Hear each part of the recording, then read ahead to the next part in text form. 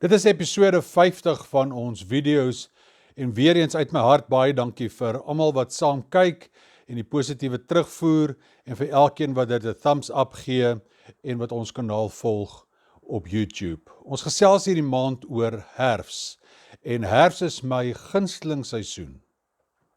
Dis wanneer die lug sag is en die hitte van die somer is besig om te bedaar. Maar daar's ook iets aan herfs wat nostalgies is. Daar's ook herfs, soos my lewe is gevul met nostalgie en 'n verlange van wat was en dit wat kan wees. En daarom was my hele lewe was eintlik herfs so die tussenin, die intermezzo, soos wat hulle in musiek van praat. Herfs weet iets moet verander. Soos wat die bome laat gaan aan hulle blare, weet herfs dat iets moet laat gaan. Iets moet laat los. En daarom is herfs die seisoen vir my wat ook vir my vra, wat is ek bereid om te laat gaan? Wat is ek bereid om te laat los? Hierdie laat los wat ons moet doen is vir baie mense problematies. Ons dink dat as ons moet laat gaan, dan gaan ons iets verloor. Ons verwar opgee met oorgee. Daar's nie iets soos van vooraf begin nie. Dit is ook 'n illusie. Ons doen goed anders. Ons reageer anders op goed. Van vooraf begin is vir my altyd so 'n vaag konsep. Herfs is gewoon die tussenin seisoen wat vra, wat is ek bereid om te laat gaan? En ek het 'n paar goed op 'n lys geskryf wat ek dink is belangrik vir hierdie tyd waarin ons leef, van die goed wat ons moet laat gaan. Die eerste ding is ons moet laat gaan aan ons veroordeling. Ons is so gou om te veroordeel. We are extremely judgmental. En tot 'n mens besef dat die veroordeling waarmee ek jou wege meet, is eintlik net 'n projeksie in die mate van die goed wat ek in myself kondemeer. Natuurlik luister ons na opinies, natuurlik kan ons 'n opinie hê of 'n gewaarwording hê van iets, maar ons moet tog ook leer om te kan onderskei wat is sinvol en wat is onsin. Laat gaan aan ons veroordeling. Die tweede een is, laat gaan in ons spyt en selfverwyd. Regret is 'n emotion. It is not a thing. Ons almal maak foute en ons leef met ons wonde saam en tog vra die gesindheid, wat is ek bereid om te laat gaan aan al hierdie selfverwyd, die blameer wat ons dra, die skuldgevoelens wat ons dra en so swaar aandra. Let go and let God. Laat gaan aan die goed wat ons vrees, al die angs wat ons het oor goed wat moontlik kan gebeur. Ek dink versigtig is 'n goeie eienskap, nauwlettend in besluite en matig in 'n mens se aksies en reaksies is goeie kenmerke. Maar om rondgeslingerd te word deur jou vrees, maak jou fisies en psigies siek. Liefde en vrees kan nie in dieselfde huis woon nie. Die vierde ding is, laat gaan in ons wit en swart mentaliteit. Om te dink en te leef in die ekstreem gaan jou nooit gelukkig maak nie en ook nie vreugde bring nie. Kyk om jou, die lewe is vol kleur en laat die bontkleed van God se genade jou lewe inkleur. Die lewe is nie wit en swart nie en ook nie grys nie. Die vyfde ding is, laat gaan in jou obsessies. Vir party mense is dit kos, vir party mense is dit geld, vir party mense is dit hulle lyf, vir ander is dit status.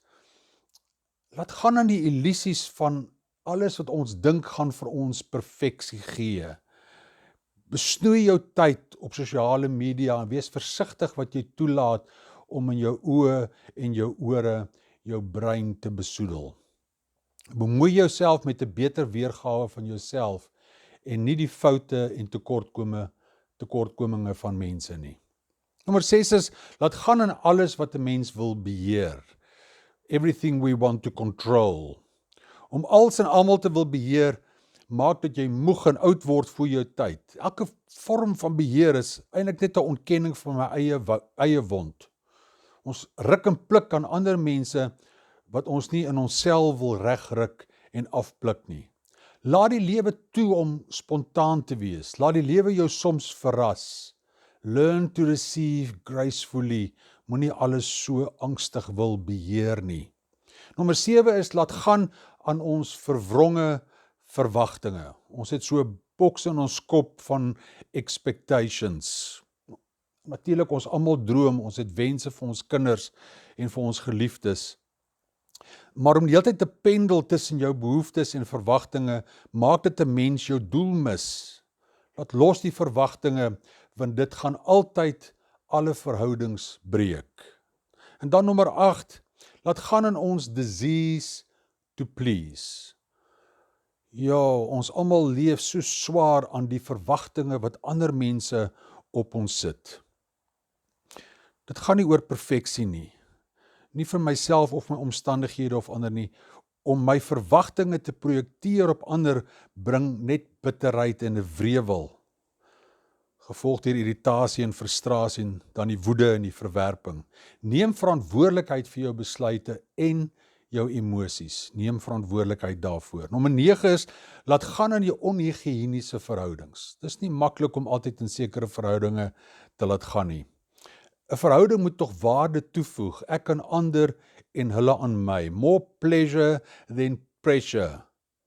Sommige mense vat net soveel meer as wat hulle gee, en wat hulle vat hulle vanselfsprekend. As iemand jou energie van jou wegdrein, dan is dit tyd om kubai te sê. Laat gaan aan onhigiëniese verhoudings. En die laaste een is, laat gaan in jou idee, jou illusie van gebrek. The illusion of lack. So van kleins af word ons geleer dat ek is nie genoeg nie, ek is nie mooi genoeg nie, ek is nie slim genoeg nie, ek is nie eens goed genoeg nie. Nie vir jou nie en ook nie vir God nie. Laat gaan in hierdie not enough gevoel. Ek dink weer aan die verhaal van die verlore seun, as hy terugkom en sy broer is kwaad, en sy pa wat vir hom sê, dink jy dat my liefde vir hierdie seun van my, wat weg was, is minder liefde vir jou. Alles wat ek het is joune, wat jy kort kom, sal ek ook vir jou gee. Dit is 10 goed wat ek dink, wat ons kan in hierdie herfs leer om te laat gaan. Dis goed wat nodig is vir ons om weer te onderstreep in ons eie gedagte gaan. Ek sluit vir ons af met die woorde van Akkie Rockbrost. Dit sê, stop questioning everything. Stop second guessing yourself. Be firm in your intentions. Be firm in your decisions. If it doesn't work out, return to your intention. Do not introduce judgment. Do not engage in negative self-dialogue. Consistently do your best with what you know, with what you have, with who you are. Even if you understand things differently tomorrow, it does not matter. You can only ever do your best in the moment. Celebrate yourself for doing your best. We are all growing and learning. We are all fallible. We are all making mistakes. Your mistakes do not define you. You are not your mistakes. I repeat, you are not your mistakes. Let it go. Stay with the present moment. Dit is nie net 'n kognitiewe verandering nie. Dit is ook ten diepste 'n spirituele verandering. Hierin lê my vertroue in God. Hierin leer ek om myself en omstandighede en mense om my te vergewe, te laat gaan aan my swaar dra. Ek gaan in plaas van ons gebed, gaan ek vir ons 'n pragtige mooi gedig doen van die Egipties-Griekse filosoof, digter Chrysostomus Kalbaris. Kom ons word stil.